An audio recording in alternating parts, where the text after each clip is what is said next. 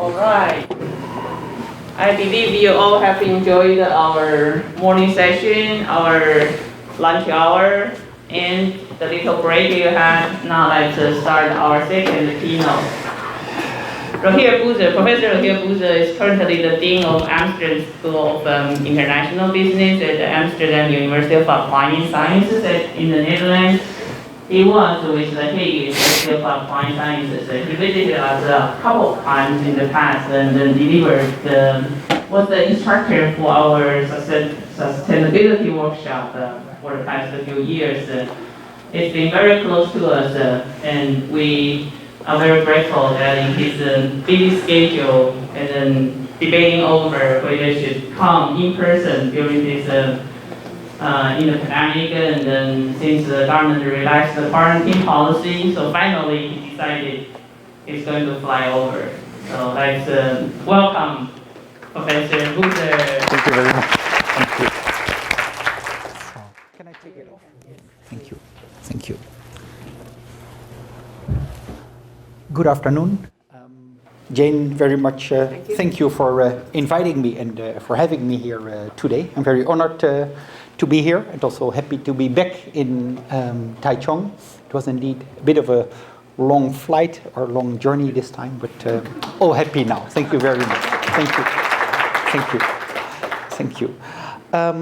I prepared a keynote for you on the topic that you will see on the screen. I will try to give a European perspective on the development of the concept of sustainability and the concept of a circular economy, and then try to see how we perceive that in Europe, and then I will present you some facts and some practices from the Netherlands, a small country where I'm from, to illustrate how all these European policies and global policies are then, let's say, translated into local circumstances. So the second part of my presentation will be a bit more applied to the situation in Europe. The first part is a bit more conceptual.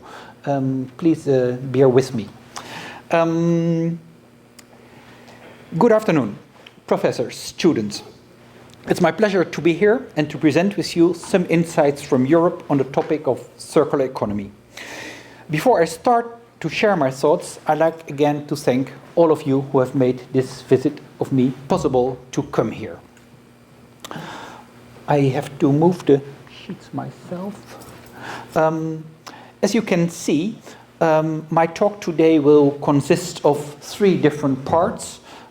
Talking about the concept of sustainability and circular economy, explaining to you what's happening in Europe and in particular with the European Commission, and then I focus on the case of the Netherlands and in particular the case of Amsterdam, where I am working at this moment. As the group is not that big, please feel free to interrupt me all the time. If I'm not clear, if any questions come up to your mind, you don't have to save the questions until the end. So please feel free to ask. The concept of sustainability and circular economy. I'm sure most of you have read and worked with these concepts already. What I will try to do is to understand the development of the concept sustainability first, and then look into the concept of circular economy to make a sort of definition how the 2 concepts relate to each other. Because I think still the concepts are often blurred and overlapping, misunderstood, which might also lead to misconceptions and in fact also to misperceptions when making policies. Let me start by looking at sustainability and sustainable policies. While the terms circular economy and sustainability are increasingly gaining traction with academia, industry and policymakers, the similarities and differences between both concepts remain ambiguous. The relationship between the concepts is not made explicit in literature, which is blurring their conceptual contours and constrains the efficacy of using the approaches in research and practice. Let me try to think with you about some definitions. And then I start with sustainability.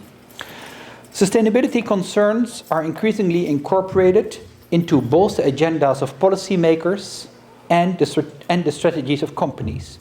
The term sustainability itself originates in the French verb soutenir, to hold or to support, and its modern conception has its origins in forestry. Being here in a University of Agriculture, I like to put some words on this.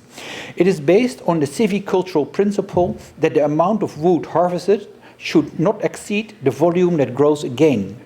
This conceptualization was written down already in the early 18th century in Silvica Cultura Economica, a book written in 1713 in Latin. And there seems to be even older sources that follow the underlying principles in face of shortages in wood supply and husbandry of cooperative systems. Later, it was transferred to the concept of ecology as a principle of respecting the ability of nature to regenerate itself, from where the modern definition of being able to be maintained at a certain rate of level developed. And I have put here some definitions which are close to that. In the broadest sense, sustainability refers to the ability to maintain or support a process continuously over time. In business and policy contexts, sustainability seeks to prevent the depletion of natural or physical resources so that they will remain available for the long term.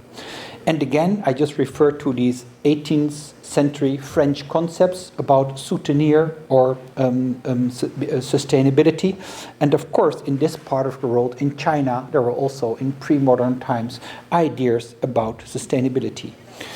There is, of course, hundreds of definitions of the term sustainability, and I cite just a couple of you to see if we can find some common ground here. Sustainability can be defined as a situation in which human activity is conducted in a way that conserves the functions of the Earth's ecosystem, a transformation of human lifestyle that optimizes the likelihood that living conditions will continuously support security, well-being and health, particularly by maintaining the supply of non-replaceable goods and services, or an indefinite perpetuation of all life forms.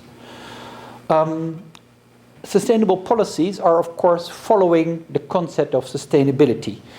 And you see here a definition which we can find with the European Commission on sustainable policies that says, sustainable policies emphasize the future effect of any given policy or business practice on humans, ecosystems, and the wider economy. The concept often corresponds to the belief that without major changes to the way the planet is run, it will suffer irreparable damage. This idea of sustainability and sustainable policies is now in Europe used about 10 years or so. From 2010, 2012, the European Commission started to think about more sustainable policies. And in a moment, I will come to what it actually means. The concept's uptake can be traced back to the increasing evidence on global scale environmental risks, such as ozone depletion, climate change, biodiversity loss, or the alteration of the nitrogen cycle. These risks have been systematically investigated since the 1960s, raising questions about whether present prosperity trends can be maintained in the future and, consequently, revealing many sources of tensions. There is definitely a need to change, a need for change. There is a pressing need to transition to a more sustainable socio-technical systems.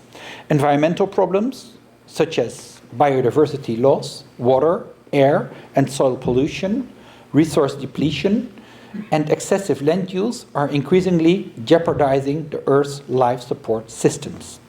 Societal expectations are not met due to the issues such as high unemployment, poor working conditions, social vulnerability, the poverty trap, inter- and intergenerational equity, and widening inequalities. Economic challenges such as supply risks, problematic ownership structures, deregulated markets, the flawed incentive structures lead to increasingly frequent financial and economic instabilities for individual companies and entire economies. To address these and other sustainability issues, the concept of circular economy, while not entirely new, has gained importance on the agendas of policymakers. Thank you. The principle of sustainability, as I just explained it, is often also brought back to what they call the 3 Ps: people, planet, and profits. And that was I was just trying to refer to in a bit more academic terms. This means that in order to be considered sustainable, a business must be able to conserve natural resources, support a healthy community and workforce, and earn enough revenue to remain financially viable for the long term.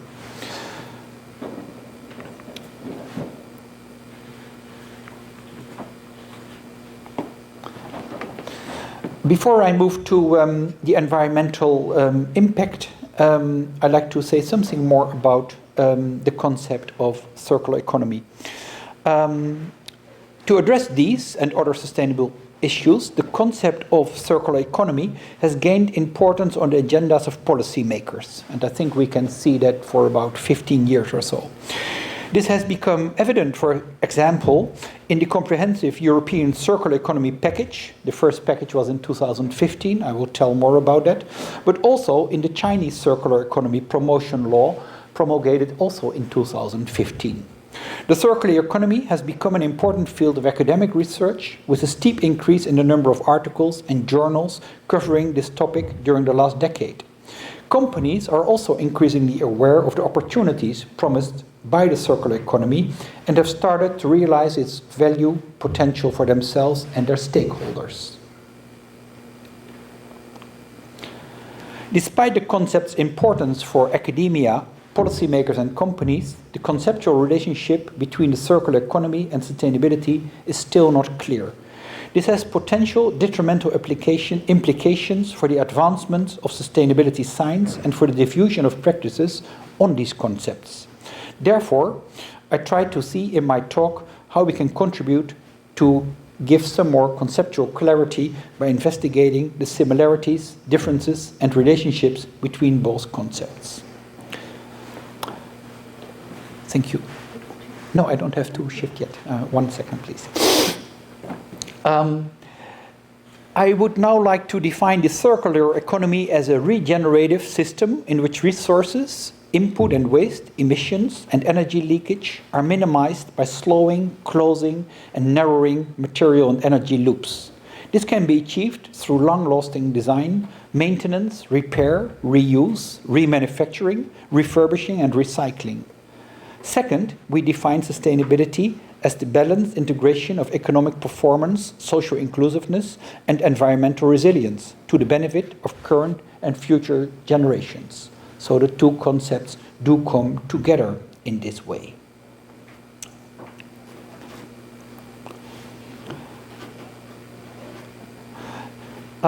What are then the tensions between the 3 Ps?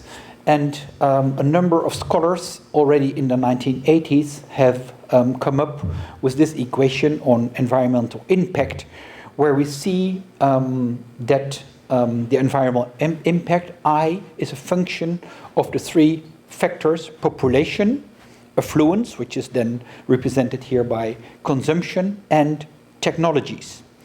The emphasis given to population, consumption, and technologies, as well as the interrelation between these variables, has varied considerably among scholars. Some emphasize demographic control, others would rather advocate for reduction in consumption, and an increasing number of scholars highlight the role of science, technology, and innovation in strengthening social inclusion and environmental resilience. So if we look at the literature on a circular economy, we see actually 3 groups of scholars, some focusing on demographics, some focusing on consumption, and some putting all the hopes on increasing technologies so that we can maintain the same level that we are living at the moment. I go to my next sheet. The emergence of these tensions between those 3 Ps, or the 3 letters in the equation, fueled a series of international discussions on the complex and dynamically interconnected nature of the environment, society, and the economy. These discussions challenged oversimplified development frameworks and their assumptions about economic growth.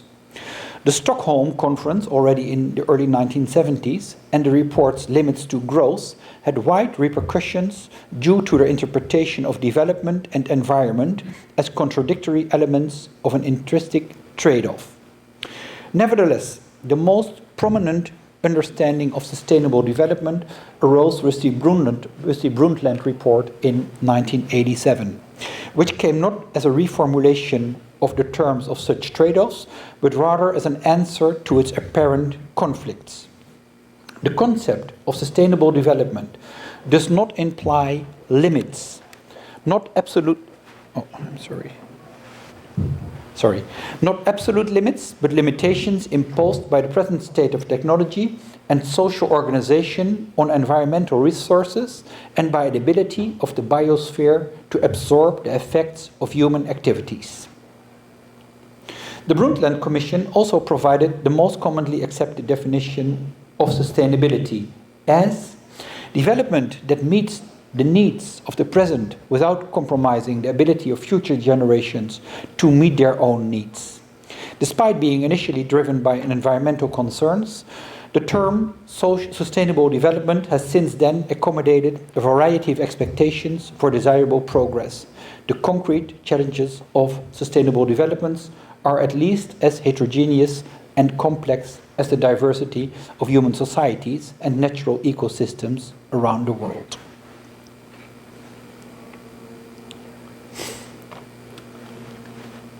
Are you still with me? Everything clear? Yeah. Yes.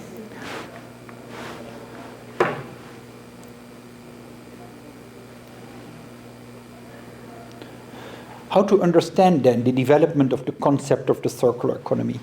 I gave you two definitions of this concept already. A regenerative system in which resource input and waste emission and energy leakage are minimized. I won't repeat that again. And then I'd like to see how these concepts are used and developed over time. First, I like to show you how our economies have evolved from linear economies into more circular economies over the last 2 decades or so. On the left-hand side, you see an economy takes place in a loop where the planet plays a key role in providing natural resources and absorbing waste and pollution. The model holds as long as the planet's carrying capacity is not overshot.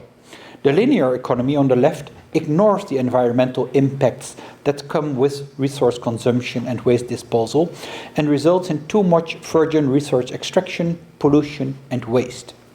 Because the linear economy stays blind to much of the loop, it is often illustrated as a line with a beginning and an end, from extraction to disposal, where the potential returns to the earth are lost through pollution. In contrast, the circular economy, on the right-hand side, takes into account the impact of resource consumption and waste on the environment. This creates alternative closed loops where resources are in circular movements within a system of production and consumption. The objective of the circular economy is to optimize the use of virgin resources and reduce pollution and waste at each step in as much as possible and desirable.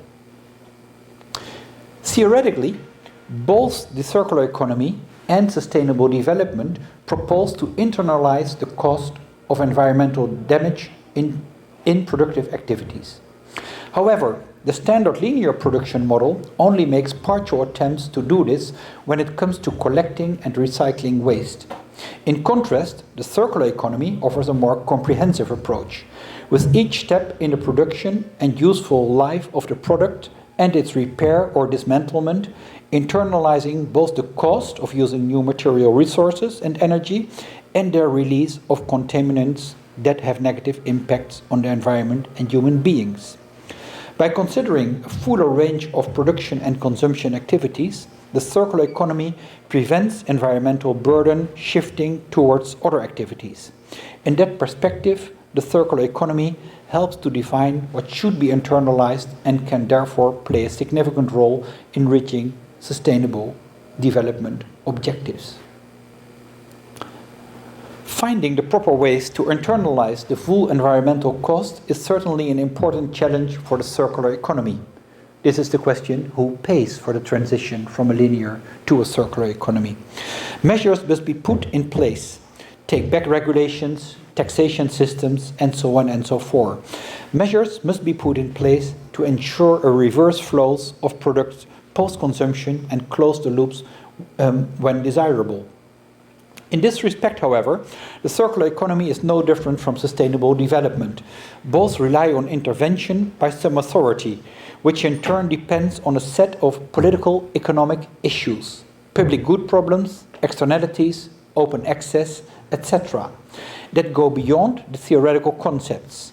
These type of barriers can slow down circular economy initiatives, and the circular economy approach will not be immune to failure, misuse, ambivalence, and greenwashing. Nonetheless, the circular economy offers a conceptual framework that enables the development of contractual agreements between the users and providers of products and services that can better align incentives and lead to more eco-efficient uses of resources.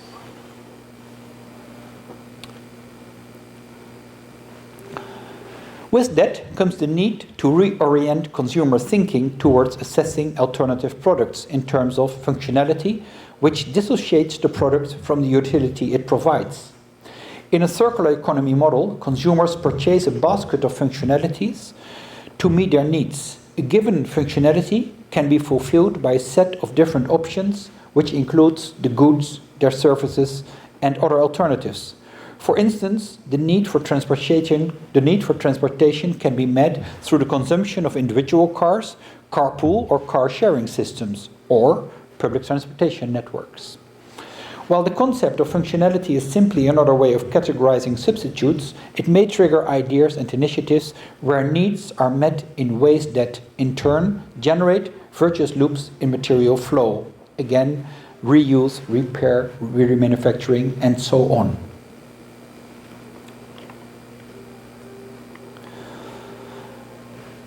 Here I shift the attention a bit to the role of companies before I go to the role of Europe. We see that more and more companies are, of course, also looking at how they can behave in the shift from a linear economy towards a circular economy.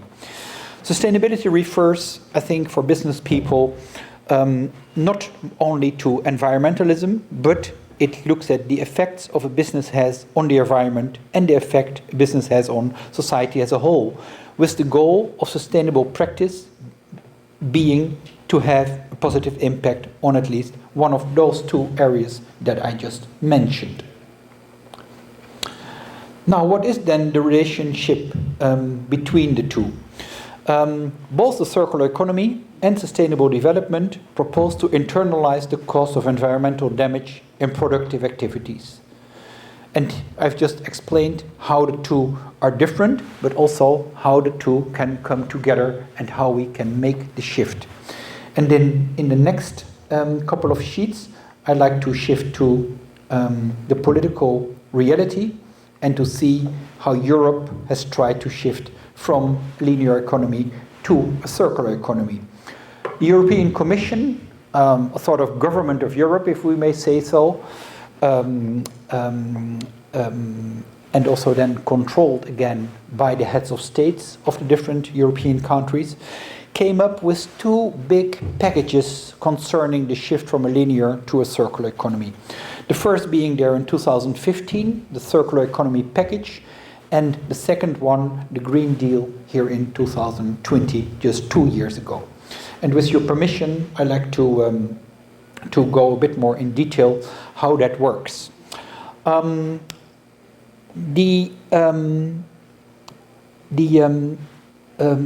definition that the European Commission at this moment uses for a circular economy reads as: a circular economy aims to maintain the value of products, materials, and resources for as long as possible by returning them into the product cycle at the end of their use, while minimizing the generation of waste. The fewer products we discard, the less materials we extract, the better for our environment. So we can see that from all this academic literature that I tried to look at in the first 20 minutes of this talk, the European Commission has distilled this definition. And then it reads further, the process starts at the very beginning of a product's life cycle. Smart product design and production processes can help save resources, avoid inefficient waste management, and create new business opportunities. And then the European Commission, of course, try to see that the big industries are on board with them and that they will shift together from a linear to a circular economy. The Commission says the circular economy offers an opportunity to reinvent our European economy, making it more sustainable and competitive. That brings benefits for European businesses, industries, and citizens. And then a number of these benefits are more innovative and efficient ways of producing and consuming, opportunities for local jobs and social integration, optimization of waste management, which boosts recycling and reduces landfills, energy saving and less production processes require less energy. So there's benefits for different stakeholders in Europe, it is said by the European Commission.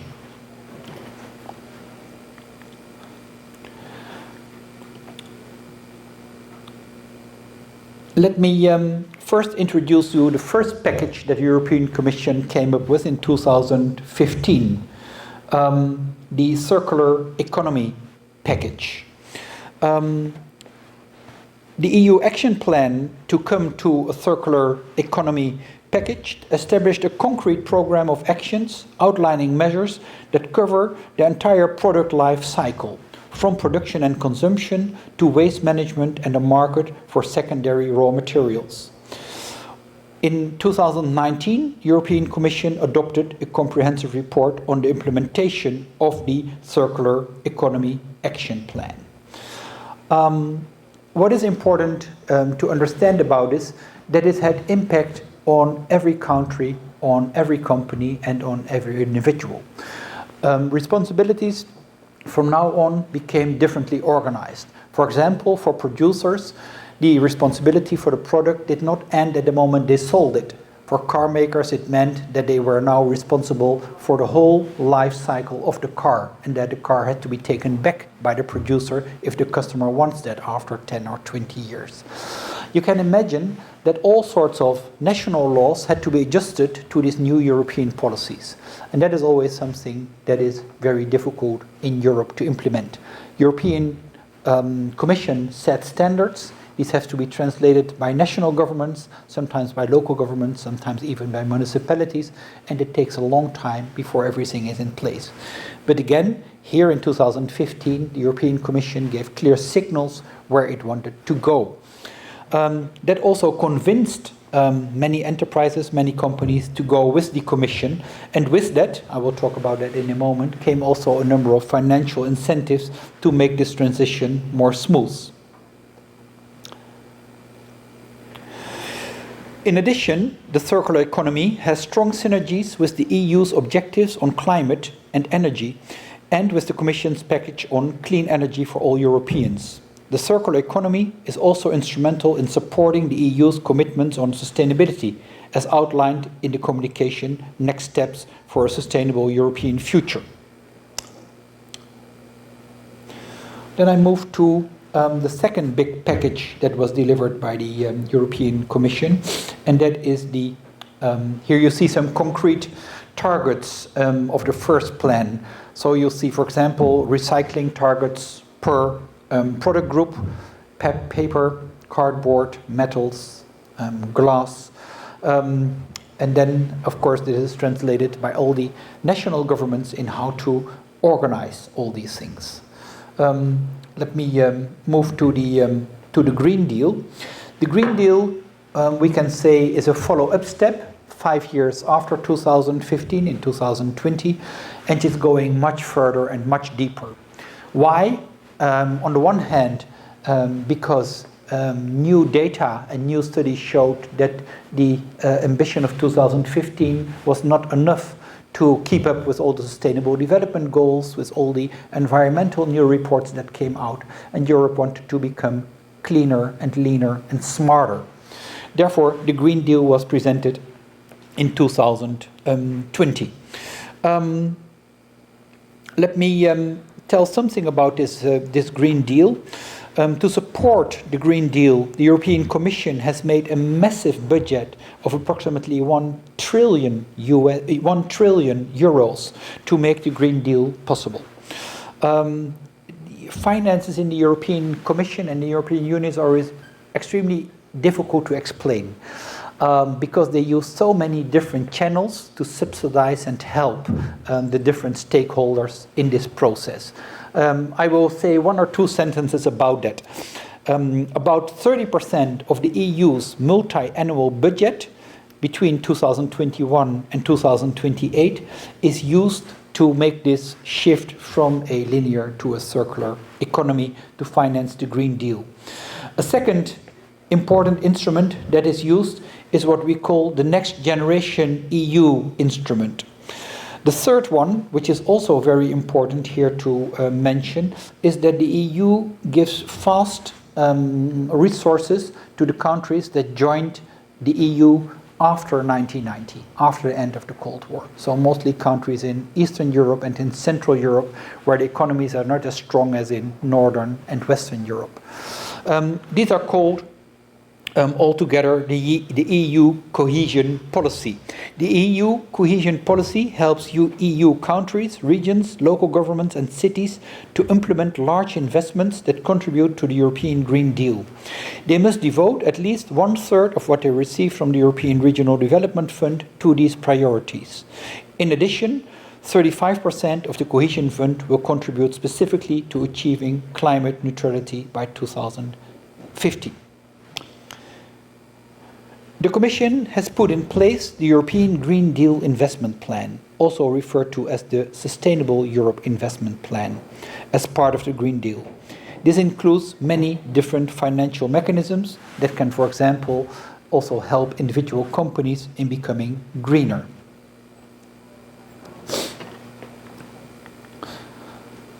Here you see a picture of the Green Deal and the most important parts of it: zero pollution Europe, preserving Europe's natural capital, sustainable transport, climate neutrality, energy, clean, reliable, affordable, and then on the right-hand side, the transition towards a circular economy, farm to fork. I will talk about agriculture in a moment. And then below you see financing the transition and taking everyone along, inclusion, which is very important. As I tried to tell before, the welfare levels in Europe are very diverse and very much diverging. There's very rich countries like the Nordic countries, like Germany, but there's also countries which have a GDP per capita which is less than 20% of the Nordic countries. For example, countries like Bulgaria and countries towards the southeastern part of Europe. Let me give a couple of examples about the Green Deal. I start with sustainable transport. Again here, transport contributes to around 5% of the EU GDP, employing more than 10 million people in Europe. The transport system is critical to European businesses and global supply chains. At the same time, transport is not without costs to our society: greenhouse gas and pollutant emissions, noise, road crashes and congestion. Today, transport emissions represent about 1/4, 25% of EU's total greenhouse gas emissions, and these emissions have increased over recent years. The EU goals of being the first climate neutral continent by 2050 requires ambitious changes in transport. A clear path is needed to achieve a 90% reduction in transport-related greenhouse gas emissions by 2050. The European Commission adopted a set of proposals to make the EU's climate, energy, transport and taxation policies fit for reducing net greenhouse gas emissions by at least half by 2030, compared to 1990 levels. Of course, this sounds very good and should also be our ambition. But again, there's also a lot of resistance. The car makers in France and in Germany, world-famous companies, very much opposed the Green Deal until very late because they thought that they could not gain from going electric or going hybrid. The Japanese were much quicker in building hybrid cars, for example. So there was a lot of resistance from the lobbies in Brussels and in Strasbourg. Important to keep in mind that just as in national governments, also at the European level, there is a lot of lobbying by industries in Europe going around. Many professional lobbyists work for certain industries, not only the car industry, also the agricultural industry, the energy industry. They're all very much represented in Brussels. And it's not so much about bribes. It is very much about finding some common ground. In principle, for all these measures, all the 27 European countries have to give their consent. And again, these countries are at very different stages of their development. So what often happens when we have this sort of packages is that some countries will request for more funding to say yes to these changes. And there we see always a lot of transfers from money, from capital from the richer countries to the poorer countries in the EU to make these, to make these transitions possible. Europe is slow. It is a democracy, more or less. The European Commission is there. It's controlled or checked by the European Parliament. That does not work 100% as good as our national parliaments in Europe do, but it does function, and it doesn't function better than 5, 10, or 20 years ago. On top of that, all the head of states have to consent also to these big packages. So it takes a lot of consensus making before a package like the Green Deal is accepted by all the players involved. And then again, on top of that, you have all the industries which also have their opinion about these. So these things together make Europe slow, but we sometimes compare it with an oil tanker. Once it's there, it also continues its routing and it's getting where it wants to go. Ambitions with the European Commission at the moment are strong. We want to be the most progressive and neutral, climate neutral continent by 2050. Also in developing, of course, new standards in industries, which can also then benefit, of course, from the transition. And I think that we see at the moment also in the car industry, for example, the German car industry has now very rapidly been catching up with companies in other countries and will probably become a world leader and setting the standards for electrification of the car industry again. Then I move to the example of agriculture for a moment. Agriculture, there the European Commission also has huge ambitions. A healthy food system for people and planet is the slogan that is used. The link between healthy people, healthy societies, and a healthy planet puts sustainable food systems at the heart of the European Green Deal. The European agriculture and food system, supported by the Common Agricultural Policy, is already a global standard in terms of safety, security of food supply, nutrition and quality. Now it must also become the global standard for sustainability. A shift to a sustainable food system can bring environmental, health and social benefits, as well as offer fairer economic gains. The recovery from the pandemic will put us into a sustainable path. Now, this is also not so easy to realize.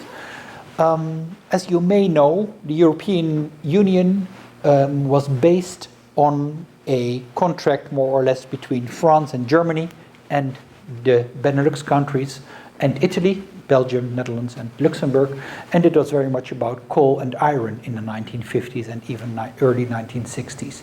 From the 1960s, agriculture became very important to the EU. Post-war period, food security and the farmers were hugely supported. So until the 1970s, and in particular in the 1980s, about 2/3 of the budget of the EU went into subsidies for farmers, agriculture. Now with the shift towards a greener, more environmental friendly economy, we see that agriculture receives less and less and less, and that more is put into technologies, into industries, to make the shift to a cleaner economy and a cleaner society. At the same time, we want to see that our agricultural sector becomes more sustainable and greener as well, with smaller budgets. So there's a lot of political fighting and infighting in Europe going on between the lobbyists of the industrialists, lobbies of the universities who seek more research money from Brussels, and of course a lot of lobbyists from the agricultural sector to remain their funding. The last one I mentioned as an example is the energy sector. The production and use of energy accounts for more than 75% of EU's greenhouse emissions. Decarbonizing the EU's energy system is therefore critical to reach the 2030 climate objectives and the EU's long-term strategy of achieving carbon neutrality by 2050. Also, for the sake of time, I will go a bit quicker. How is this transition now financed? That is, of course, a key question. Who pays the bill for going from a linear economy towards a circular economy? There is, of course, lots of EU sources. I just mentioned the 1 trillion. There's the national governments, there's local governments, there's the private sector, there's municipalities, and there's all sorts of taxation systems that we see in Europe evolving regarding the transition to a more circular economy. I'd like to illustrate these things a bit more to my own country, to the Netherlands. A very small country, the Netherlands, with only 17 million people. Also, if you look at the geography, it is a very small country, neighbored in the east by Germany, in the south by Belgium, and then separated by a small sea wideness to the UK. I show this map of the Netherlands on the left-hand side because you can see that we have so much water. In the west, we have a sea, and the sea gives problems because it's rising and part of the land is already below sea level. You see that we have an inner sea in the middle of the country, and you see that we have many rivers coming from France, Switzerland, Germany, going into our country and then actually going into the sea. The melting of all the ice in the Alps, in Germany, in Austria and Switzerland, more unpredictable heavy rainfalls makes that the rivers are more and more overflowing and that more and more water comes to the Netherlands, not only from the sea but also from the east, from the rivers. So there is a very serious situation in relation to water management in our country going on. On the right-hand side, you see a map of the inner city of Amsterdam. And there again, you don't have to look so much at the street names or the buildings. I just want to show how much water there is in our capital. Again, it is like Venice or Bangkok. There's more water than land, more or less, in our capital. And again, if the water is rising, we have to see how we can prevent the water rising too much and how we can prevent our infrastructure. I will try to say some things about this.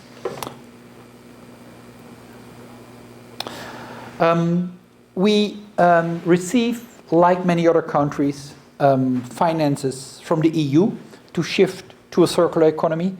We have large national government budgets at this moment, and we see that also the private sector and local governments are investing more in the shift. Is that all going very smooth? I give you a couple of examples here. Shell company, you probably know the company, a very big oil and petrol company, makes the shift.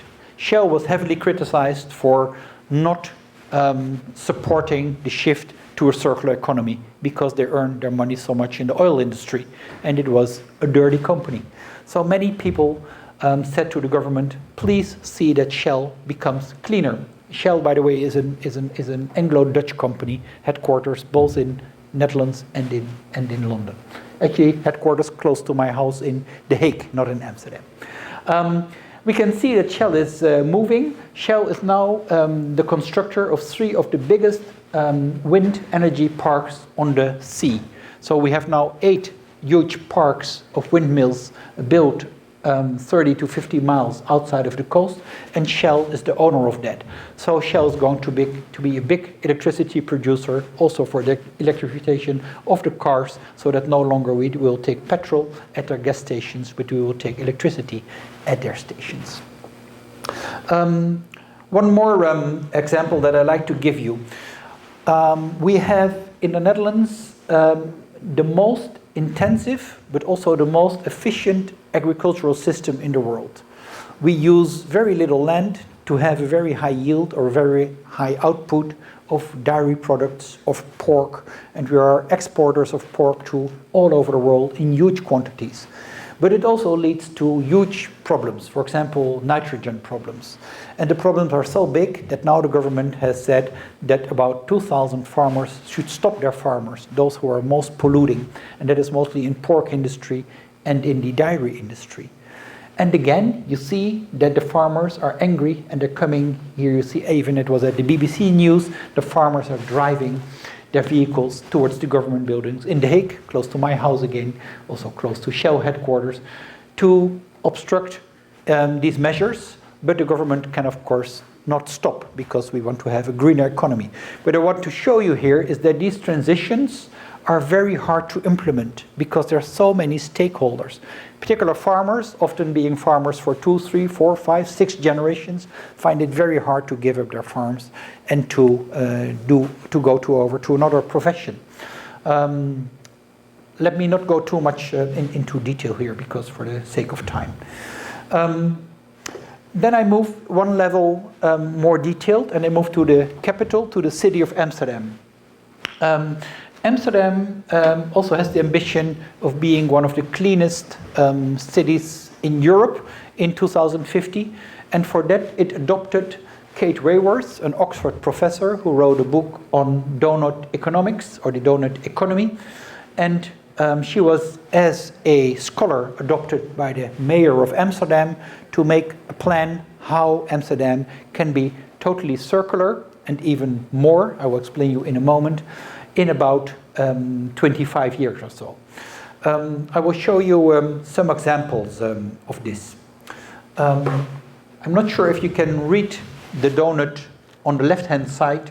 Donut economics, as it is called, is a visual framework for sustainable development, shaped like a donut or a life belt. So in the middle there is space, and on the outer side there is space.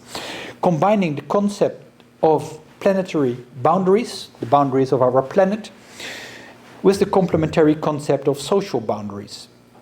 The name derives from the shape of the diagram, a disc with a hole in the middle. The center hole of the model depicts the proportion of people that lack access to life essentials, healthcare, education, and so on, while the crust represents the ecological ceilings, the planetary boundaries that life depends on and must not be overshot. The diagram was developed by the University of Oxford economist Kate Raworth in 2012 and adopted now by many cities worldwide. So what she tries to say is that if we use too much of the things that our planet has to offer, that we then, of course, will no longer can make use of that planet. And she tries to see that there is a safe space for humanity and that there is a good balance in sustainable economic development. I will not go, I think, too much in detail here, but it is about food security, health, education, income and work, peace and justice, political voice for everyone, social equity, gender equality, housing, energy, water. It is also, I think, a quite left-wing economist stance that she takes. She goes away from neoclassical models of economic organization. She sees only a limited function to the market. She sees much more room for government intervention in making this transition from a linear to a circular economy. So she is also criticized for these ideas, but in general, for example, a left-wing municipality or left-wing city like Amsterdam adopted this model and tries to subsidize the circular economy in a way as prescribed by Kate Raworth. On the right-hand side, again, you see Amsterdam, a thriving city, socially just and ecologically safe. So this balance between the two is important in this thinking. Maybe I should explain you a little bit about the outer ring. There you see climate change, ocean acidification, chemical pollution, nitrogen loading, land conversion, biodiversity loss, air pollution. All these sorts of problems are, of course, becoming bigger and bigger if we do not respect the planetary boundaries. And then at this level, the city of Amsterdam tries to translate that to the level of a city. How does it do so? In this sheet, you can see some examples. There's a clear timeline from 2022 to 2023, and then further away, all the way to 2050. One of the things that the mayor wants to do is that there is no longer any gas or petrol used in the city. So we should go all over to electricity which is generated mostly by solar energy and by wind energy, which should make the city, of course, much cleaner. I also like to say something maybe about the role of universities in this transition to a circular economy. We have an alliance with the City of Amsterdam as our business school. That alliance consists of enterprises, the municipality, and universities. There's many projects. For example, green and blue roofs. The city wants to see that most of the roofs in the city will be covered by plants to keep the water there, so that it doesn't evaporate or that it doesn't go into the sewage system too quickly. So it should also keep water on the roofs, hence blue and green roofs. The curriculum of our universities is incorporating more and more the Sustainable Development Goals. And our university is also the home of a guest professorship for Kate Raworth with the donut economy. So we see that more and more in the curriculum of our programs, in the business schools, but also in the other faculties, the Sustainable Development Goal and the shift to a sustainable development is very much embedded in the courses. We also tend to see the students more and more as change agents. The current generation that generates now, who is educated with this concept of sustainable economy, sustainable development, circular economy, will, of course, when they enter the companies, as you will do very soon, or enter the corporate sector, will help in making that transition. Whereas the older generation, which is not raised to that, does not automatically always think about these concepts so much. What we also do, with the help of Kate Raworth, for example, is offer many lifelong learning programs. So managers in their 30s, in their 40s, return to university for a short course, for an intensive course, for MBAs, in which very much the emphasis is on sustainable thinking. I think I come towards the end of my presentation. Just to wrap up, what I try to do is share with you some concepts of sustainability and circular economy, try to see how these were translated or interpreted in Europe by politicians and by policymakers, and later on I think also by practitioners. Try to look how and who then finances the shift towards a circular economy in Europe, and then I try to give you some examples of how these changes are implemented at all levels: global, European, national, provincial, municipal, and at the household and individual level. So I would like to end my talk here and ask you if you have any questions or comments so far.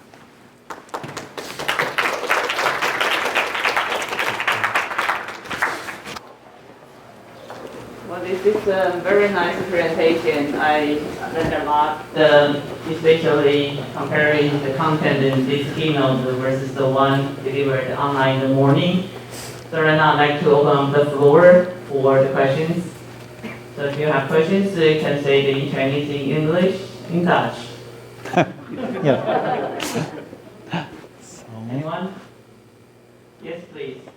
Hello, Professor Busser, and thank you for your presentation. And I'm a PhD student from the Department of Applied Economy in Chongqing University. And I'm really inspiring about the experience of the city Amsterdam. You choose to implement a donut economy in your city. Yes. My question is, what about if in the future the mayor is different one? Okay. How to keep the path of the transition, because you Yeah. make a plan until 2040. Yes. Yeah, and Yeah. I'm curious Yeah. about how is the mechanism to keep the transition in the future Yeah. in the past decades. Yeah. That's a good question. I should have given you some more details. I don't know about Taiwan, but in my country, we cannot elect our mayors. They're appointed by the government. And they always look at which political party is the largest in a certain city, and then mostly a mayor from that political party is then appointed in that city. Amsterdam always is governed by aldermen, by a local government of left-wing politicians. So there will definitely also be a left-wing politician. Again, since 80 or 90 years, that's always the Labour Party that is in charge of Amsterdam. Something else which is maybe important to tell you, the Netherlands is very much a consensus-minded country. So also with the opposition parties, there's continuous talks. So when there is changes in governments, still the policies remain more or less the same, also on a national level. At the moment, our national government consists of, I think, even 5 different political parties, 3 big ones, relatively big ones, and 2 small ones. And they choose then a sort of middle ground. Now, if this coalition would lose the next elections, and let's say a bit more left-wing or a bit more right-wing government would take over, I think still 80% of the policies would be continued. So unlike the US or the UK, where you really go from left to right, we are much more in the middle, which has its advantages when it comes to this sort of policies, but which also has its negative effects, because we can sometimes not move so quickly as people do in the US or the UK. But for this sort of thing, also on a municipal level, on a local level, continuity, I think, is guaranteed. Also because it is carried by most of the population. People don't mind so much paying higher local taxes as they know that the city is becoming greener, cleaner, and better to live in. Yeah. That's a very good question. And then also someone here. Yes, please. It's very interesting, and also very interesting about your the content that you just introduced, such as because you are one member of European Union, and you introduce lots of policy about such as circular economy package green deals. And I know because on those policies basically dominated by large countries like Germany or France, and the bigger small country like Netherlands, do you just follow the policy that regulated by European Commission, or you have your own policy? Yes, that's a good question, also a complicated question. Well, in general, I would say that also the policies of the European Commission or proposed by the Commission are consensus. Of course, Germany and France are very strong and big countries. By the way, also Italy and Spain are big countries, and they have a strong voice. But again, all the decisions have to be made in consensus. That's why it takes a long time. What happens then is that the EU, the European Commission, sets targets, but they don't precisely prescribe how every country should come from the current position to that target or to that objective. And there, the member countries have their own freedom to choose the pathway to get there. So, for example, to bring nitrogen problems down in the Netherlands, the Dutch government invests a tremendous money to stop the farmers producing. So they just buy out the farms, and they give, I think, almost 2 times the value of the farm to the farmers, just to make them stop working so they can go on early retirement. This is a huge cost, and of course a country like Greece or other countries cannot afford to do something like that. So this is our pathway to get there, but other countries choose other ways of getting to those goals. There is, of course, a carrot and a stick. On the one hand, you're helped by the European Commission. On the other hand, if you do not reach the targets in time, there can also be certain punishments, fines that you have to pay after some time. What we also see happening, which is maybe interesting to tell, is that civil society developed in such a way that in my country, for example, but also in Germany and other countries, individuals go to courts and sue the government or the local government for not reaching certain goals. So there is one city in the Netherlands where the air is quite polluted, more polluted than European standards prescribe. People go to a court and they sue the local government that the air should become cleaner in 1 or 2 years. And then the judges ruled in favor of this civilian group, and now one big factory has to be closed to see that the level of emissions goes down. So in that sense, I think that this Green Deal and the earlier packages also set a sort of tone in Europe where we want to go, and you see all sorts of grassroots movements, provincial movements on all sorts of levels. People try to take the responsibilities and the routings, and the space for, let's say, free riders or for greenwashers is becoming more and more limited. Yeah. Is that an answer to your question? Yeah. You're welcome. Yeah. We have quite a number of students here. I believe you should take the advantage to ask the question at the least. Yeah, good for you. Thank you. As a student from Tübingen. Yes, I think I remember you from the online course, am I right? Yes. Good to see you. Good person. Yes. Yeah. First of all, thank you for your presentation. My question is about, can you already see that the policy in Amsterdam is successful? I mean, I know it was introduced quite recently and the time span and the horizon is quite far away. Yeah. Can you already see that it brings the success? And if do you think it will also be widened up to the whole nation? Yeah, I think both, yes. You can see that some initial steps, it really goes step by step. I couldn't go into that detail, but for example, now taxis in the inner city of Amsterdam can only be electric vehicles. No longer petrol taxis are allowed. The next step is that, or there's already one other step, and that is that diesel cars are also not allowed in the whole of Amsterdam any longer. And I think in 10 years, less than 10 years, so petrol cars cannot be sold in the Netherlands, I think, in another 10 years, and in 15 years or 20 years, no petrol engine cars will be allowed in Amsterdam. So we see that it's going step by step. It even goes for boats. Now all the tourist boats have now been electrified. So you see indeed that the air is getting cleaner, although the air was not that dirty as compared to many other cities, to be honest. We also see that the water quality is getting better. But there is always, of course, also the danger that if you make things too complicated, that companies will leave the capital. And that is sometimes in Europe with very left-wing local governments the case, that companies will leave. But in Amsterdam, fortunately, that is not the case. And it's one of the cities in the Netherlands that is growing quickest. And that brings many young people, entrepreneurial people, who are also looking more for working in a sustainable economy. So I think in that way it attracts more positive investment and will help in a sort of multiplier or speeding up effect rather than slowing it down. But I should also say that a number of huge projects. There's Rotterdam is the biggest port in the Netherlands, but Amsterdam also has a big port. And for example, for oil, that's also a big port, and now they want to make that into a hydrogen port. And that transition in itself also cost a lot of investment and a lot of environmental damage to build all these things. So it is not easy, but I would say that it is taking off. Yeah. And yeah, your second question, is it spreading to the whole of the Netherlands?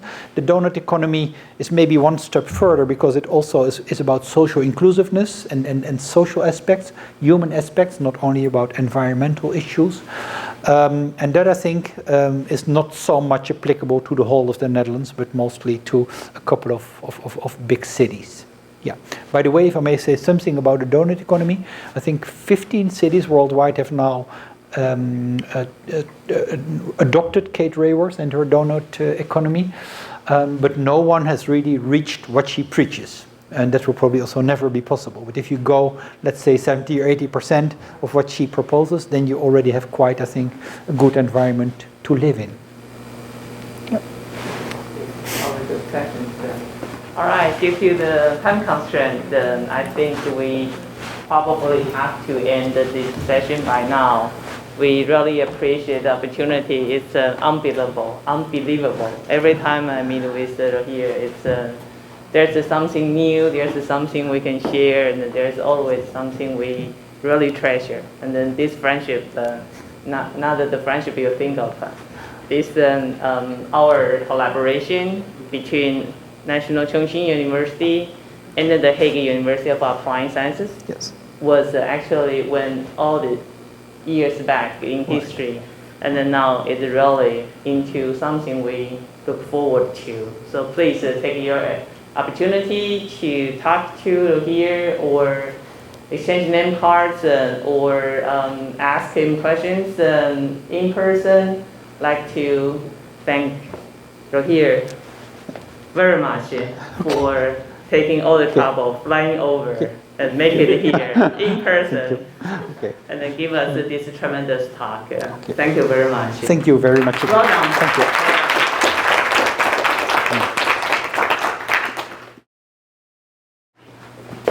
Let me present you the gift from the school. Oh, that's so nice.